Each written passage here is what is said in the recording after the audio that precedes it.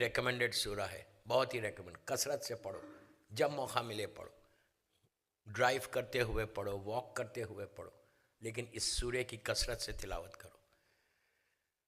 2 سورے ایسے کہ جس کی تلاوت، ویسے پورا قرآن پڑھنا چاہیے، میں یہ نہیں بول رہا کہ یہ مت پڑھو یا یہ مت پڑھو، لیکن کثرت سے اگر تم تلاوت کرو گے۔ ایک سورہ توحید، سورہ خل، یہ مولا حسین کا بڑا فیوریٹ سورہ تھا۔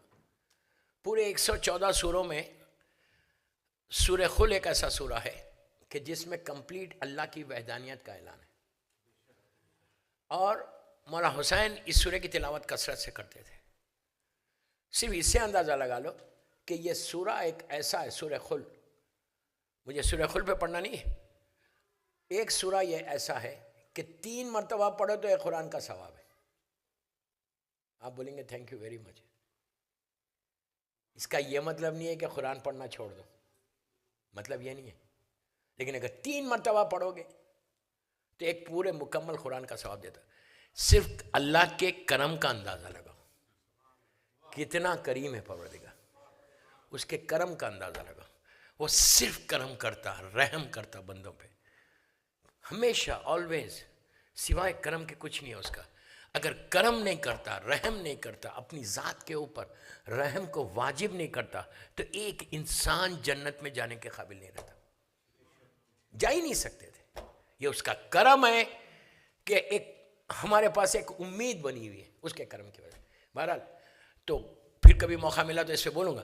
سورہ کوثر شہزادی کونین کی ولادت کے وقت آیا، کل آپ نے سنا، ویری ویری ریکمنڈڈ سورہ، اولاد کے لیے، رزق کے لیے، برکتوں کے لیے، رحمتوں کے لیے، سٹریس کو دور کرنے کے لیے۔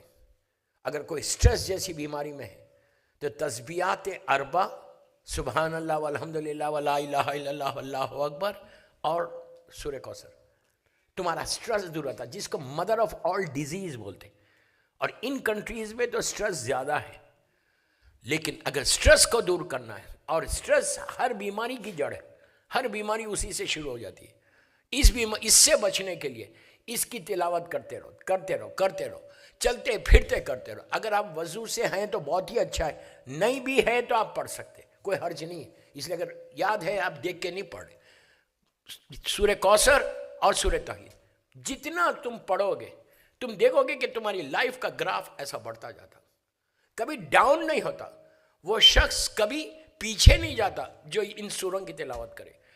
سورہ کوثر میں اللہ نے کہا کہ میں نے کوثر عطا کیا تم کو، اور ایسا اس نے اپنے وعدے کو پورا کیا۔ اللہ ہی تو ہے وعدوں کو پورا کرنے والا، آپ اور ہم صرف بولتے کرتے نہیں۔ ہمیشہ یاد رکھو، اگر کسی سے وعدہ کیا ہے، پرومس کیا ہے، عہد کیا ہے نا، تو اس کو پورا کرنے کی کوشش کرو۔ صرف اس طرح مت بولو انشاءاللہ ہم کریں گے، نہیں، اگر پرومس کیا ہے تو you have to do it. مومن کی علامتوں میں سے ایک علامت بتائیں گے کہ جو وعدہ کرے گا وہ پورا کرے گا۔ بہرحال تو اس میں اللہ نے وعدہ کیا کہ ہم نے آپ کو اولاد دی، اور کثیر اولاد، اور کثیر اولاد شہزادی کونین سے ہمارے پاس آئی، اور سب سے زیادہ ظلم اولاد فاطمہ پہ ہوا، دیواریں چنی گئی، زندہ دفن کیے گئے، لیکن اس کے باوجود بھی آج پوری دنیا میں اولاد فاطمہ موجود ہے۔ یہ اللہ کا وعدہ ہے جو آہستہ آہستہ پورا ہو، اور تا ظہور امام انشاءاللہ یہ ساری چیزیں باقی رہیں گی۔